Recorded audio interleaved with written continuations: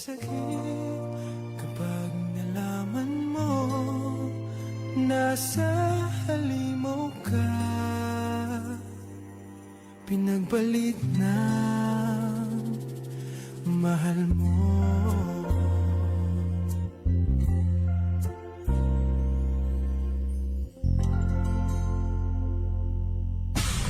Tindugo na!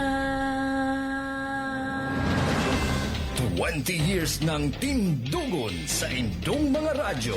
Asin padagos ang tultul na serbisyo sa Lambang Bicolano. Kami taos pusong nagpapasalamat sa padagos nindong pagtitiwala. Asin pag-antabay. Ini ang One Radio 91.3 News FM.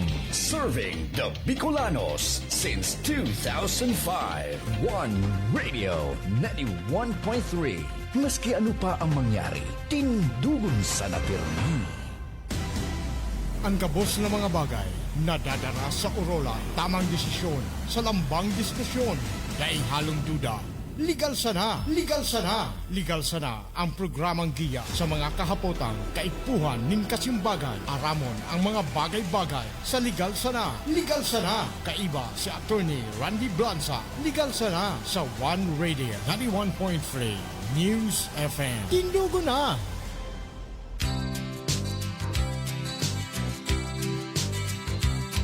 Sa isang kulungan bakal ay may tao. Maray na udto mga tugang. Sa gabos na padagos na nagdadangog digdi sa One Radio 91.3 News FM. Digdi po sa Tabaco City. So Sabado na naman, as in last week tanangon yan, last Saturday of the month. Today is March 29, 2025. So, ini po giraray ang kada Sabado nagahatod sa Indo kidagdag na kaaraman digdi po sa programang Legal Sana with Attorney Randy Blanza. Asin po so kapartner ko ngunyan si Attorney Joyce. Happy trip sa Indo sa I think igongon niya na visita iglesia, so sponsored by the Our Lady of Mount Carmel Parish, pasiring yata duman sa Sorsogon. So kaya po solo kita ngunyan sa programang ini. So but at anyway, ano po kita ngunyan, padagos man giraray ang satuyang paghururon, pagtaoki additional knowledge, digdi po sa mga batas na nakakaepekto sa to, asin para at least may igwa man kitang pagkaaram tungkol sa mga nangyayari sa satuyang palibot. So before before kita master kang sa tong programa, syempre garo na bago ako tagaruduang simana akong nawara digi sa programa. So medyo busy ang satuyang dakol po akong pinagkakaabalahan. Anyway, before po kita mag-start, pasalamatan ta po sa ang satuyang mga heads po digdi kang One Radio. Ako po tigtatawanan ako digdi kitsansa, kami po ining programang ini padagos na tawanan kitsansa digdi kasi ang time slot pong ini saro ini sa prime time slot. Tig-aragawan po ini kang mga tig-aragawan ini kang mga black timers na arog sa kuya. So but then again tinao sa tuya ining onra na ining 11 to 12 slot sa tuya digdi sa Legal Sana. So kay Sir Jing Montealegre po, kay Sir Romy Volante, kay Ma'am Osang Bores na padagos na nagdadakol ang sa iyang later on baka mag-igwa na ki-franchise ang manok ni Osang. Since po ang permita kaiba digdi sa technician si Sir Loins Bornasal na garo naghihiling naman kang laban kang Golden State Warriors. So anyway po, madiretso na kita sa topic tang ini, sa topic tangon yan kasi medyo ang topic ta is timely, very timely kasi kasuhapon nagpuuna po sa campaign period for candidates for member of the House of Representatives, so parliamentary, provincial, city, and municipal officials. So, formally, nag-start na po sa campaign period. So, kaya mapuuna oral daw, madadawag ta na sa mga campaign jingles na nag-agi sa satuyang mga tinampo, sa mga house to house visit kang satuyang mga kandidato. So may pakiuron man po may pakiuron man po ang satuyang mga kahimanwa na yan po ang mga campaign jingle, yung mga makusugon yan, mga may mga sound system yan. Sana po pag maagi man kita sa mga eskwelahan, maagi kita sa may simbahan, maagi kita sa mga ospital, pwede man gayud, paluway-luway yun. Pwede man, pakiuron lang po, medyo pakihina-ina kang sound sa indong mga digdi sa mga naglilibot na may mga campaign jingle kang sa tong mga politiko bilang respeto man po sa digdi sa mga institution na ini.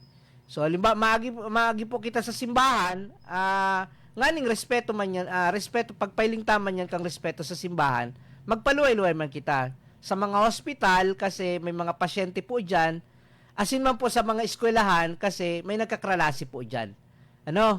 So, iyan man lang ang iyan ang pakiuron ta sa mga campaign jingle. Tapos kung pwede, kung banggino naman mga alas 9, alas 10 naman, dahil naman masyadong pakapakusog ta, makaraturog naman ka ng mga tao. As in, kung ama yun man, turog pa ka ng mga tao. So, dit man na konsiderasyon. So, anyway, iyan ang topic tangon yan, ining mga guidelines sa 2025 midterm elections. So, sabi ko nga po, nagpo ng campaign period kang Senate, kang February 11 pa. So, 45 days after that, or March 28, nagpo naman so local, so mga candidate for provincial, city, and municipal official. Ngunyan po ini ang importante sa siguro nadadawag naman ito sa mga news, sa mga but then gusto tang i-reiterate na igwang pinaluwas ang COMELEC Resolution number 24-1001 na nagsasabi po digde. Okay. So nganing day po kita malibong. Ang mga SK and barangay officials. So yung mga elected po, SK chairman, SK kagawad, barangay captain, barangay kagawad, they are exempted or they are excluded from the prohibition against intervention in any election campaign or engagement in partisan political activities. Kasi may nainot na po kayong pronouncement na bawal daw ang mga kapitan, bawal ang mga kagawad officials na mag-involve sa partisan politics. So, klinaro na po ini kang COMELEC, pwede po mag-engage. Kaya prohibition by the Omnibus Election Law. Ini pong mga so ibang mga officials kang barangay, so mga appointed. Ano pong mga appointed?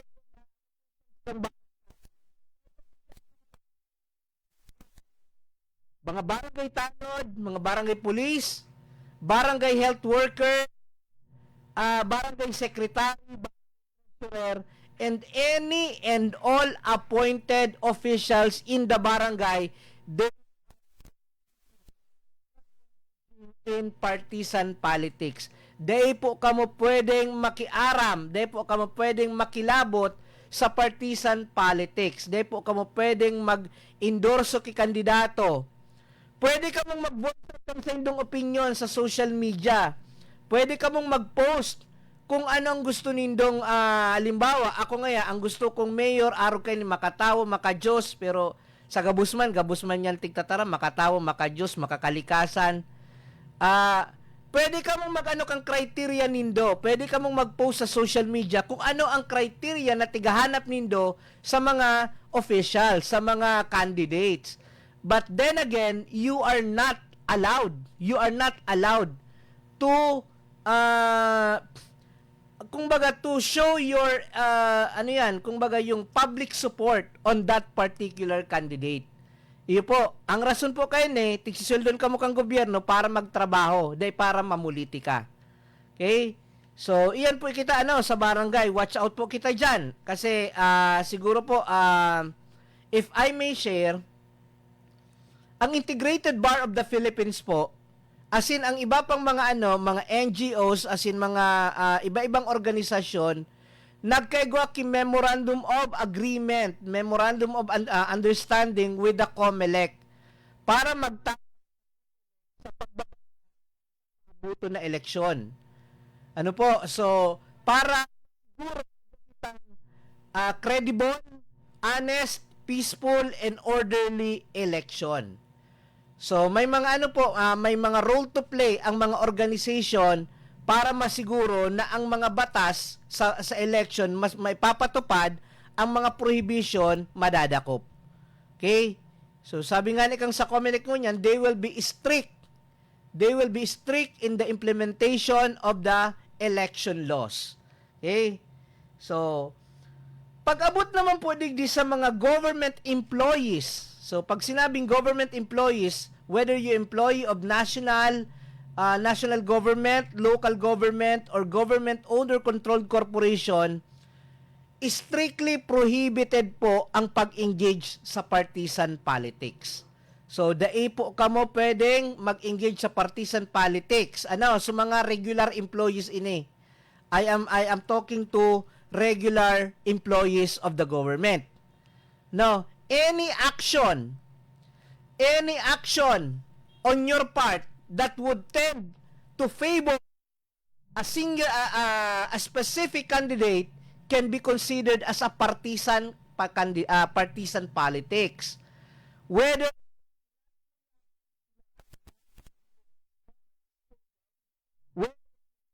social media or whether and other means na nagpapahiling kang sa imong bayan in favor of a specific candidate, that may be considered as election offense. Kaya ang payo tadigdi sa programa, sipiran mo ng mga ngimot. kung kamo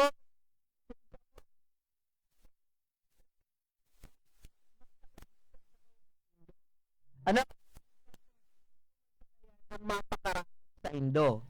So, ang isda nahuhuli sa kanyang bibig.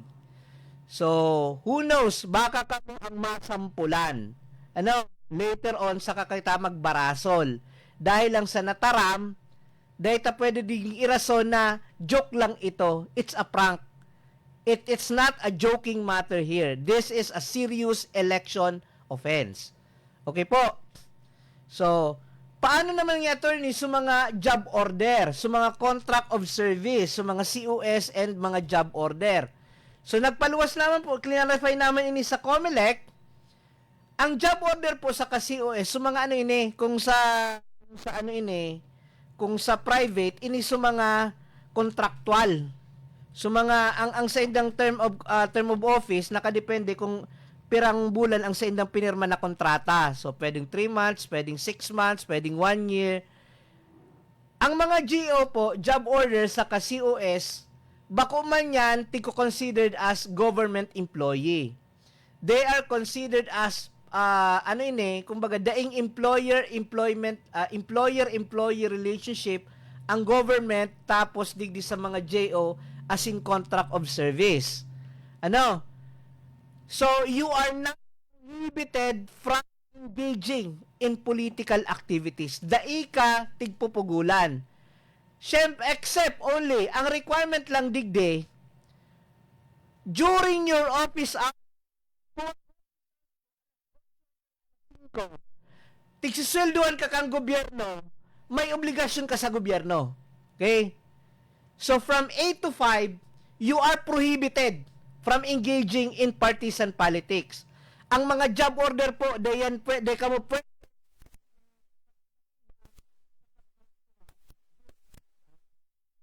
ang mga job order, ang mga COS, contract of service, dayan kamo pwede kasi ang tigbabayaran kamo kang gobyerno, daay man nakukuasain do sa tamang serbisyo. Ang apodkan is illegal use of government resources. Ang madadali kaan, so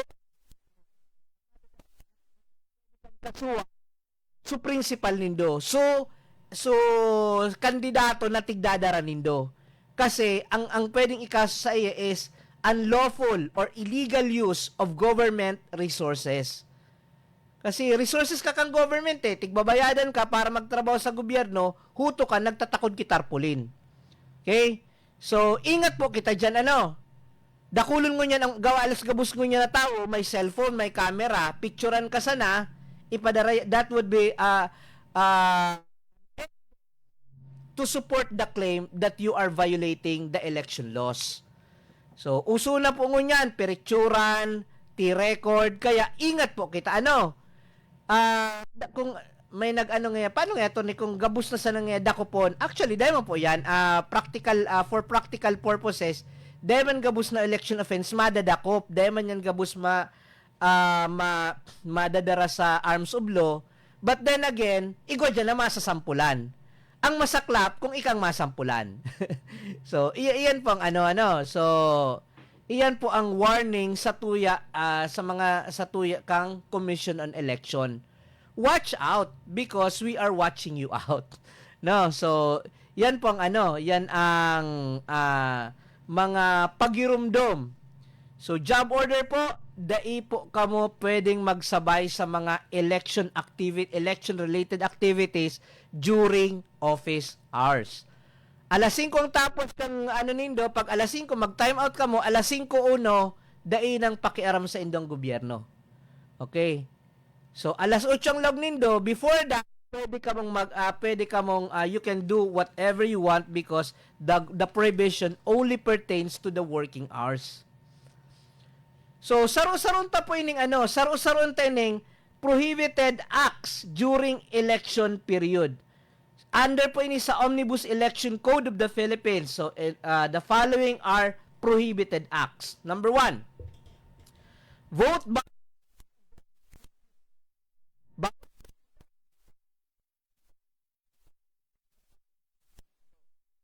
any person or money or anything value gives or promises any office or employment, franchise grant, etc., cause an expenditure to any person, association, corporation, community, or entity in order to induce anyone to vote for or against the candidate. Ang vote buying po, bako lang ngayon, ako kandidato. Mato ko sa imo ki 500, iboto mo ako. That is strict vote buying. Pero vote buying din na tigapo. Halimbawa, may kandidato ako. O, day ta ka man na magboto ka sa ko. Tawanan ta kang 500. Day ka na lang magboto. Day ka na lang lugod magboto. That is still vote buying. Actually po, sa sarong seminar, sa sarong inatindiran kong seminar, pag ang sarong kandidato or leader kang kandidato, nag-gather ki mga butante, so initig-apod na tig-keeping, so mga tig-keeping, uso, nadadawag-dawag ko yun, kiniping ngaya sa mga tapos, maski dahil action na tinao, that is still may be considered as vote buying. Dahil nga ako ito ni nagtao para ngaya, inisponsoran ko ngaya, so pa-swimming kang mga SK. That is considered still as vote buying because vote buying not pertains to money but also privilege. Merong non-monetary consideration. The purpose of which is to induce that person to vote for or against the candidate. Okay? So, iyan po, ang digdi sa vote buying, maringe kung ma-implement iyan, maringe kung ilingon ta, basta iyan ang nasa batas. Kung na-implement man yan kitanos or dae, luwas na kita dyan, basta iyan ang tigsasabi kang batas. Paano kung implement? Okay. Any person solicit or receive directly or indirectly any expenditure, promise of office of employment to private or any foregoing consideration. Mga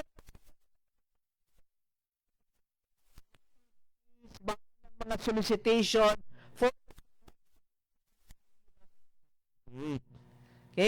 bawal na po ngayon ng mga solicitation. So, conspiracy to bribe voters. So, usually ang vote selling ang vote selling tigaan ang respondent kaini so kandidato mismo. Pero kung may nagtatabang, may mga tao na nagko-conspire para magbakal kiboto, ang apod kan is conspiracy to bribe voters. So, even private person, maski po mga pribadong tao, pwedeng makasuhan ki election offense. Huni pa, wagering of result of election, nagpupurustahan. O ako ngaya mapusta ngaya ako. Ang magana ngaya sa gobernador, si Arog Kaine. Ako ngaya, si Arog Kaine, o pustahan nga kita. Ginibo ng pustahan so resulta kang eleksyon. Ano digdi ang sabi kang omnibus election law? Any person who bets or wager upon the outcome of or contingency connected with the election. Any money or thing of value or deposit of money situated in the Philippines put as such bet or wager shall be forfeited to the government. This is also an election offense. Nagpupurustahan si singing matap na niyang kagawad. O ako ngayon si Arog Kaine. O sanggatos ako. Bako po pusta election ta ano. So because election, the exercise, this is one of the constitutional right kang gabus na tao, the right of suffrage. And that suffrage is exercised during elections. Ang right of suffrage is pagpili kang satuyang magiging mga representatives. Pagpili kang satuyang mga leader for the next 3 years, for the next 6 years. Tigpapahalagahan po yan kang satuyang constitution. Nasa constitution po yan. The right to vote is a sacred right. Dayan pwedeng pagyuga-yugaon. Dayan pwedeng gibuhon na katatawanan. Dayan pwedeng gibuhon na subject matter kang purustahan. Ano?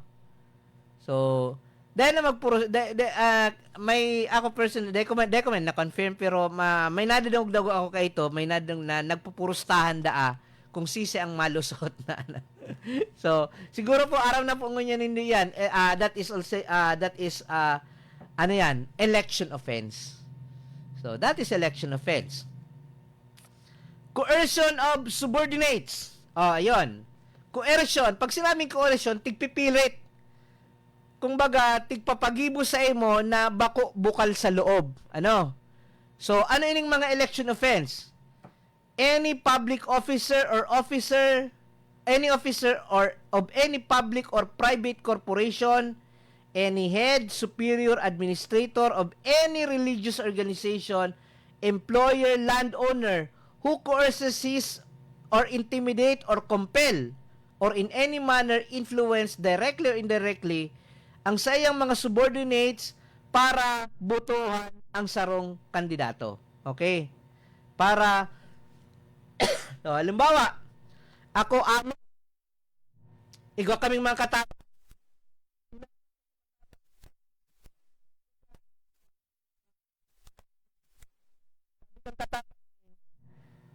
may ano nga tabi ako sir, may ano yan, may huyan na igwaman akong sadiring kandidato. Pag pinirit ko ito, ininsist ko na dapat ang kandidato ko ang sa imo man na iboto, that is coercion. That is intimidation. Kung dahil mo yan iboto, maghanap-hanap ka ng ibang trabaho. That is intimidation.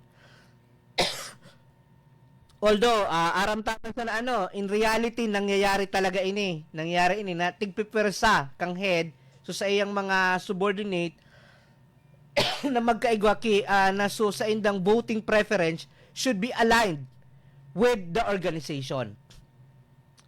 Pero ang pagboto kasi, that should be our free will. That should be depende kung ano sabi nga ni, kung ano ang kung sisi ang napupusuan ta, iyan dapat ang iboto ta. Pero syempre dapat man ang napupusuan ta man so kwalipikado. Kung halimbawa maboto kita kimambabatas, dapat so tataw magbagibo ki batas. Ano?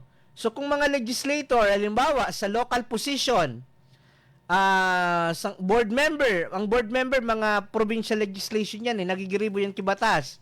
Sa provincial level, ining mga board member, ining vice governor, sindang naggigibo kibatas, mga provincial ordinances. Sa local level naman, nyaw ng vice mayor, nyaw ng mga municipal or city councilor. Sindang nagigibuki batas. Ang inotang hapot, kaya daw kan magibuki batas. Ano, kasi yung tigdalaganan ninda, maging mambabatas. So, ang hapot kan, kaya ba nindang magibuki batas? Matibayan nga to ni magsayaw. O, di pa-intra mo sa dance club, sa dance troupe.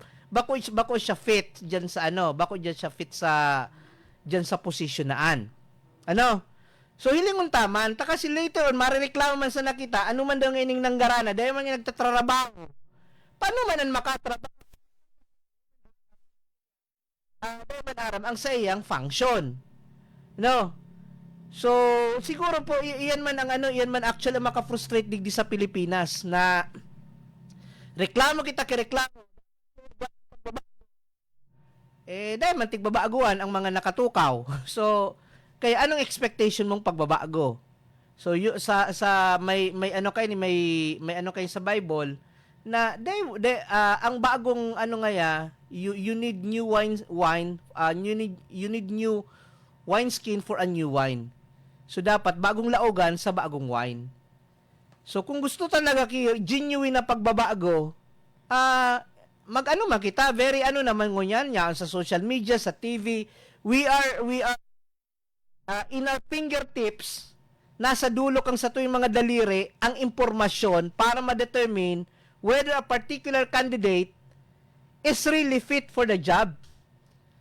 Kaya ito po sa ano, we are, kang naka-attend ako kay ito sa Sarong National Conference about leadership, ang sabi duman kay ito kang speaker me, dahil man kita nakukulangan qualified. Dahil man kitang actually dahil kita nawawaran ki mga qualified na mga tao para sa specific position. Ang problema lang sa Pilipinas, we are a nation of misfits. Misfit, bako suno sa trabaho. Bako suno sa trabaho ang tiglalag. Kaya pag abot na kang actual na trabaho, nakatukaw, so anong mangyayari diyan?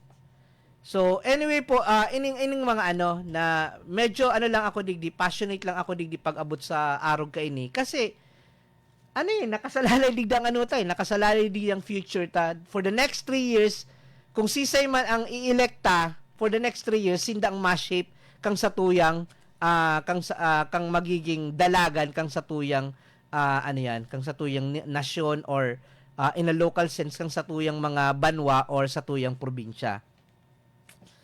So, ang sarap pa po digding coercion na tig-apod, any public officer or any commercial, industrial, etc., religious organization, employer, threatens to dismiss, punish to reducing salary or wages, i-demote. So, tigtatakot. Ika ngayon, deta ka man tanggalo.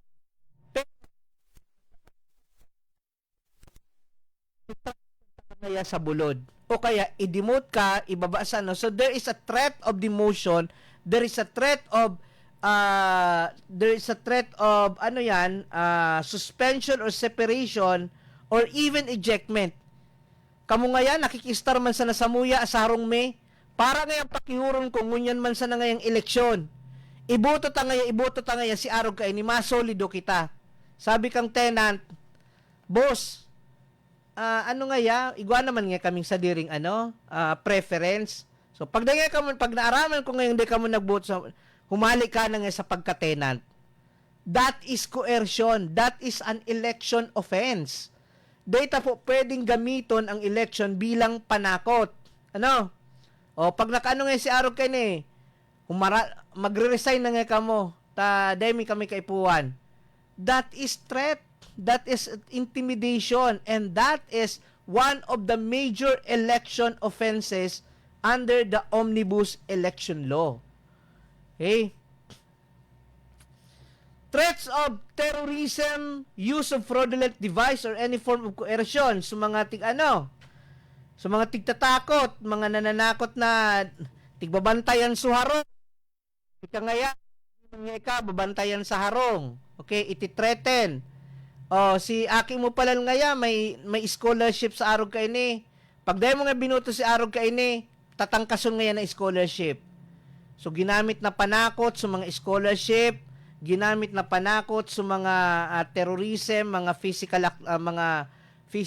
possible physical abuse, just to compel a person or induce a person to vote in favor of their preferred candidates. Tesa lang tarakutan. Ano? So, pabayaan na magboto kasi ang purpose po kang election to determine what the general public, who the general public wants to lead them. Sisay ang gusto kang mag-lead. Ano? So, and that gusto, and that kagustuhan, yan po, napapahiling yan sa saindang pagsurat sa balota. Kasi ang balota, secret ang balot. Secret ang pagboto. Bawal na picturean ang balota. Ano? Pag nadakop ka mo kan sa polling precinct, diretso ka mo kaan sa presuhan. Ano? So, bawal po, dapat ika lang ang makakaaram kang sa imong binoto.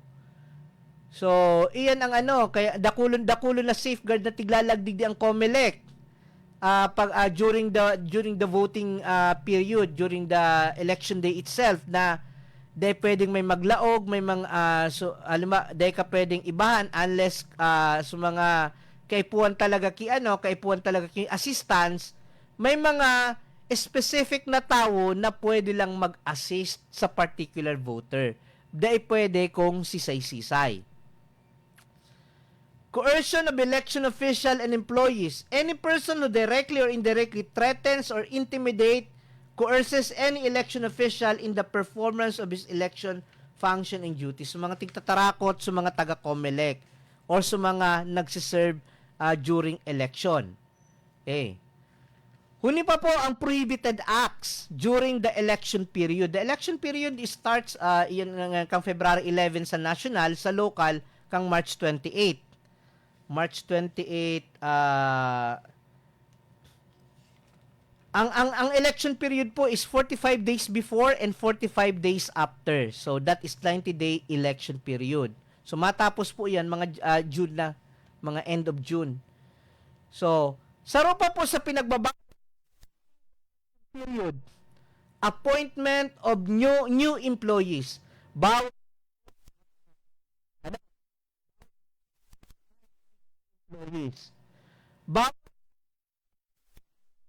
position, bawal promote o pagtaon ni salary increase. So in short, status quo. Kung ano ang inabutan sa election period, iyon na iyan. So bawal ki-empleyado.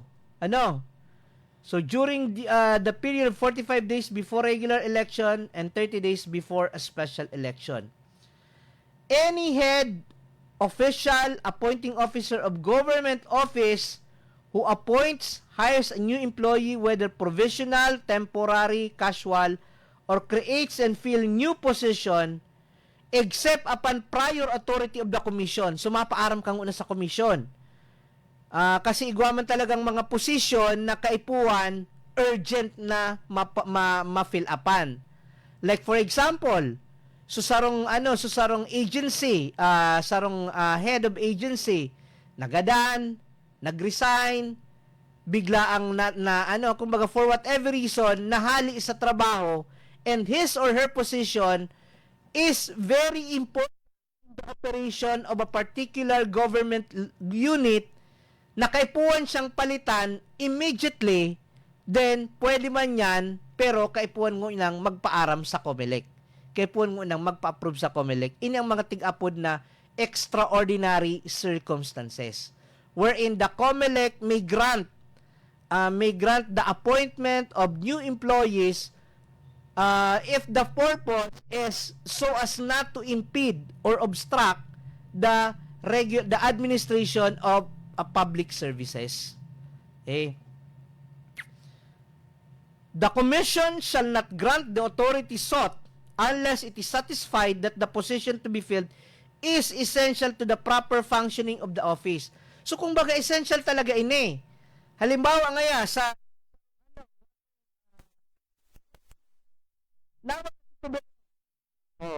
isaro-saro lang ang tubero sa opisina, sabihin tanga nagilang or nag-resign or kung ano man sa tubero, nawara. Kaya po masalidaan tuloy siya. Paano kung may magka-problema sa linya kang tubig, sisay ka ng ma-repair. So, iyan ang kaipuan.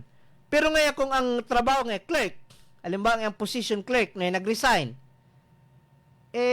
ang clerk ngayon pwede man sa trabaho niya, ipasang una duman sa kaiba. Kung baga additional responsibility ng una, pagbanga-bangaan kang nawalat, bako man yan essential na whether nya nito sa clerk or dae, padagos man giraray ma-operate, ma-function ang department na yan, then the hiring would be not ano yan, kumbaga daing valid reason for the COMELEC to grant exemption to that particular hiring.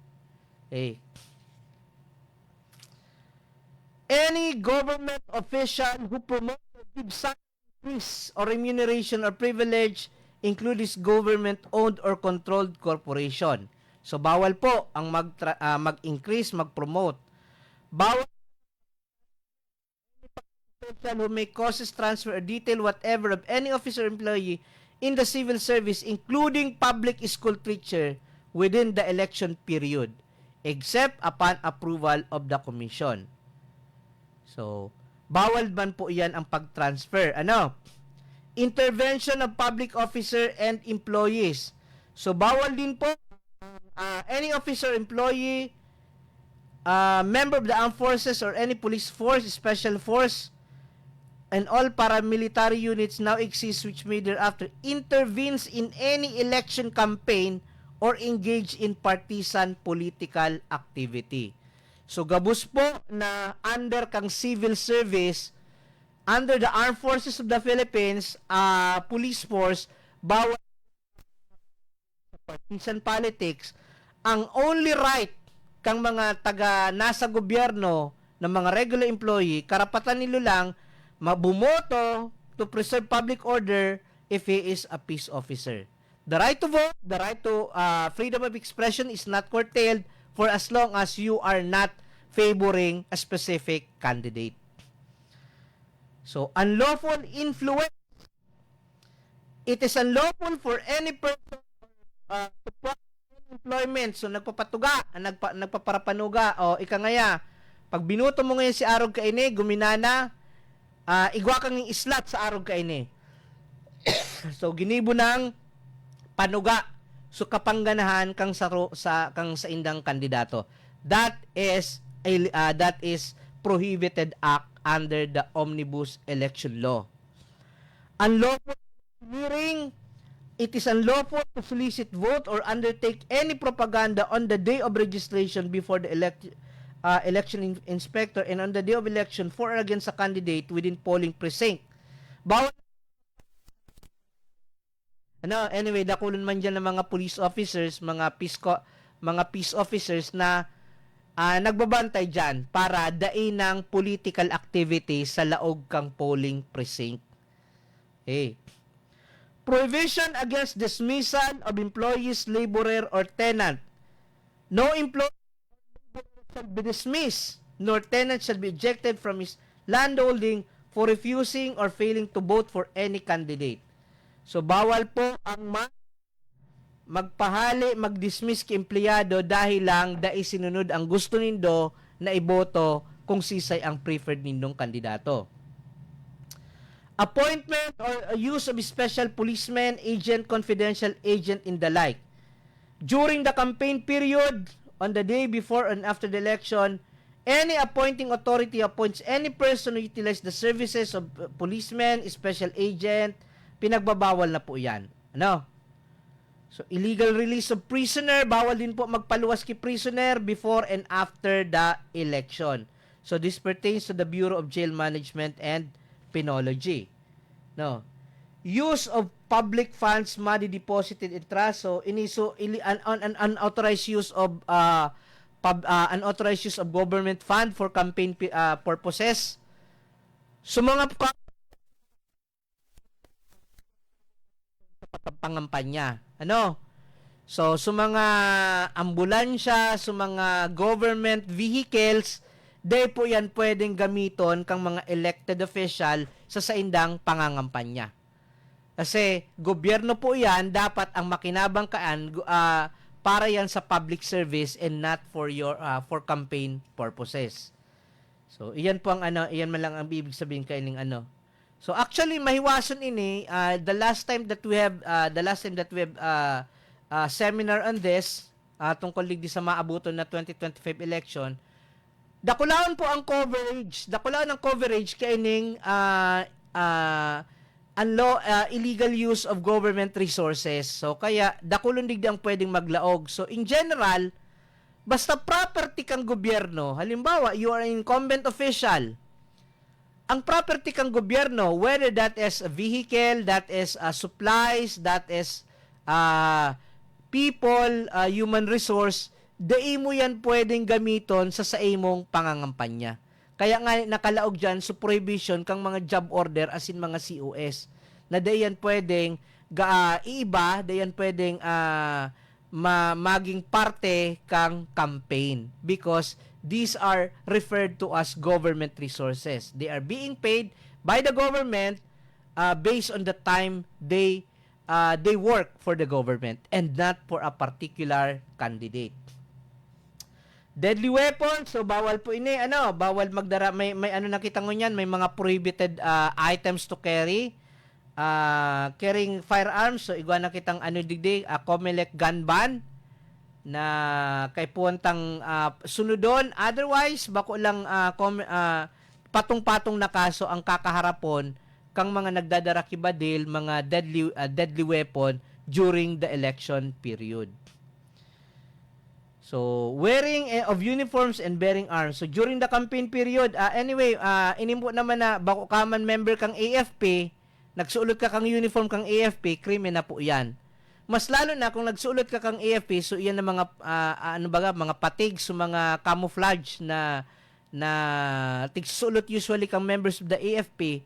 Kung bako ka man ng miyembro or maski miyembro ka pero dahil ka man nasa official duty, pinagbabawal po yan. Wearing of uniform and bearing arm. So, iyan ang pang niya digde. Policemen, dakulon na prohibition. So, actually po, maalas 11 na kaya. So, ini man po prohibition against construction of public work. Bawal na po ngunyan ang mag-approve king mga kontrata sa public works, delivery of materials, issuance of treasury warrant, etc. during the 45-day preceding the regular election. Unless, of course, exemption na kinuha sa COMELEC. So bawal lang ngunyan magpatrabaho kang mga tinampo, bawal na mag-start ki mga bidding for government infrastructure project kasi naglaog na po ang tig-apod tang election ban. Okay. So, suspension of elective provincial, city or municipal or barangay. The provision of law notwithstanding, any public official who suspend without prior approval to the commission any elective provincial, city, or municipal, or barangay officer. Bawal na po ngunyan magsuspinde kay any elective official of the province, city, municipal, or barangay. Kasi naglaog na po ang prohibition. Although there is a certain exception to this. May mga exception man po ini. Pero in general, bawal po na mag-implement kay suspension. So siguro po ining mga prohibition na sa tuyang babantayan, sa tuyang hopefully magka-implement ini for us to have truly an honest, orderly, peaceful and credible election. So very crucial po ang election tangon niya na 2025. So siguro ang pakiuron mi lang po sa tuya gabo sa tuyang mga especially the voters let's make it also our responsibility na midbidun ta kung sisi ang mga nagdadaralagan as in midbidun ta kung karapat dapat ba talaga sila sa indang tigdadalaganan. Kasi at the end of the day kita man girarikan ang masuffer or ma-benefit sakaling sinda ang makatukaw. Ano? So yun po ang ano ang election na ining maabot na 2025. There are so many at stake here. Dakulon digding nakasalalay digdi sa 2025. May mga ining 2025 is actually a prelude to the 2028 national election, wherein a new president will be the next president will be elected. So kaya may significant relevance po relevant ang result ng election ngunyan para sa 2028 election. So kaya kumbaga dapat nganing maanuta ito sa mga masunod na election maayos, so ngunyan dapat maayos ng maging resulta. So iyan po so in the next sa mga masunod na aldaw magkakaigwa kita kitsan sa kaining magkakameridbidan ang kasi aram ang kani is usually nag-house to sinda nagpapamidbid sa mga public forum. So make it also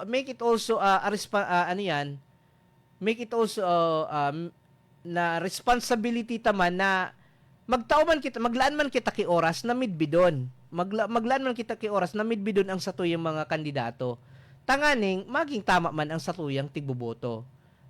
So iyan ang tangon niyan, iyan ang parang pakihuron sa satuyang mga I am doing this also because siguro part ng advocacy ng Integrated Bar of the Philippines is awareness campaign sa as much as wide reach na mapa-aware me na gusto mi lang ipasabot po sa mga tao na ang election is one if not the most important event sa satuyang nasyon. Inyang saro sa pinaka-importante, kaya dapat dahil importante ang satuyang kada boto importante yun, so daita pagsayangon ang satuyang tinaong karapatan na magboto. So actually maalas 12 na pala. So anyway po, iyan man lang po ang parang parting words ta. We look forward for a peaceful and honest election digdi sa tuya or even sa national And bago kita magpaaram, may mga nag-comment man digdi si kay Ma'am Perla Bendal. Good morning po, attorney. Pabati po kami digdi sa Isla San Miguel. Salamat po. Good morning po diyan sa mga taga San Miguel. Kay Romnick Bilaos, good morning sir. Kay Baby Lynn de Los Santos. Morning po sir, Romnick Bilaos. Good morning sir. Tetsu Bansuela, hello po attorney. Lisa Betito Rosaleos. Good morning po attorney Randy Blanza. Legal sana. So salamat po sa iyan po salamat po sa indong padagos na pag-antabay digdi sa programa mi, digdi sa programang Legal sana. So hopefully po padagos man kitang nakaka-reach out sa indo, nakakapag-talk yung mga additional na legal na kaaraman na magagamit tama po so dahil na po ako mahaloy, alas 12 na, mag-alas 12 na. So, again, ini po si Attorney Randy Blanza. Magirilingan po kita sa masunod na Sabado sa programang Legal Sana digdi sa One Radio 91.3 News FM. Ang batas natin pantay-pantay, walang mahirap mayaman.